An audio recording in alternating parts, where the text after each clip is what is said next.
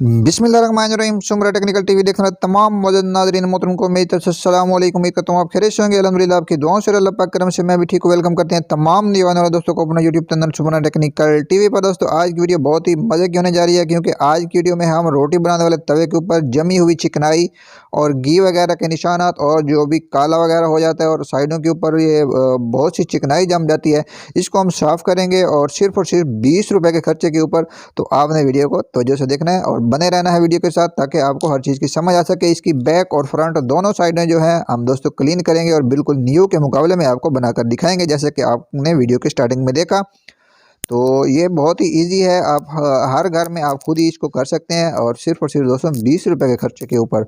ये आपके सामने है। जब हम रोटी वगैरह बनाते हैं तो एक तो साइडें के ऊपर ये सारी जो है चिकनाई जमी हुई है बहुत मोटी मोटी, और इससे एक नुकसान ये होता है कि ये दोस्तों रोटी का जायका जो है ये भी ख़राब हो जाता है, और ये दोस्तों गैस का जो खर्चा है वो भी बढ़ जाता है। ये रोटी जो है अच्छे से ये गर्म नहीं हो पाता। अब हम सबसे पहले हमने एक कटोरा लेना है, या ये आपके सामने एक टब वगैरह ले लें जो कि स्टील का है आपके सामने मेरे पास।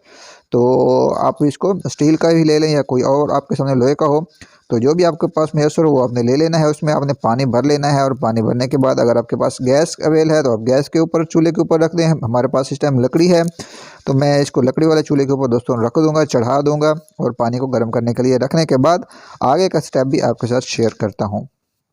जैसे कि आपके सामने है, आग जो है आहिस्ते आहिस्ते से जल रही है और पानी हमारा थोड़ा सा नीम गर्म जैसे ही होगा, और मैं इस अपना जो रोटी बनाने वाला जो हमारा तवा है उसको मैं इसके अंदर दोस्तों रख दूंगा, जैसे कि आपके सामने ही है।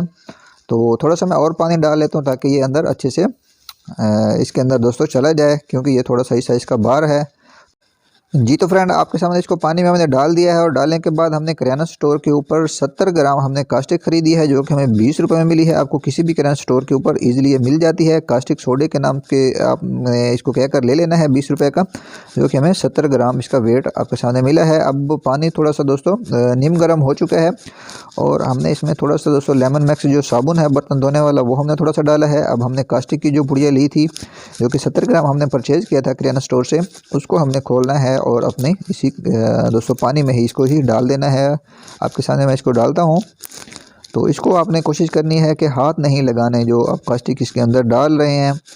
तो अब हमने किसी चीज़ की मदद से, मेरे पास ये पाइप है इस टाइम, तो मैं इसके साथ इसको दोस्तों मिक्स कर दूंगा, और मिक्स करने के बाद आपने इसके नीचे जो है आग आहिस्ते आहिस्ते से जलाई रखनी है। तो आपने ये कोशिश यही करनी है कि अच्छे से मिक्स हो जाए। ठीक हो गया, इसको अच्छे से आपने मिक्स कर देना है, और फिर आपने इसको दोस्तों पकाते जाना है। और इसके बाद दोस्तों पानी जो है आपने नीचे इसके आग आपने जलानी है, और जलाने के बाद इसको अंदर छोड़ देना है।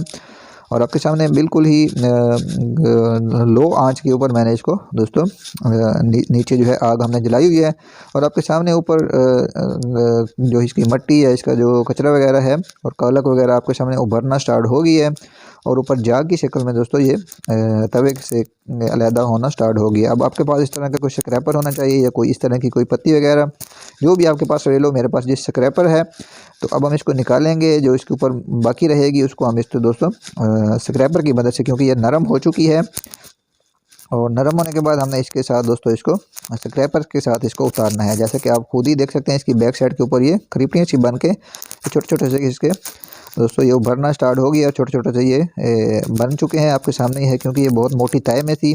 तो अब हमने इसके साथ दोस्तों स्क्रैपर की मदद से इसको थोड़ा सा दोस्तों उतार लेना है। जैसे कि मैं आपके सामने उतार लूँ, दोनों साइडों के ऊपर आपने इसको उतारना है।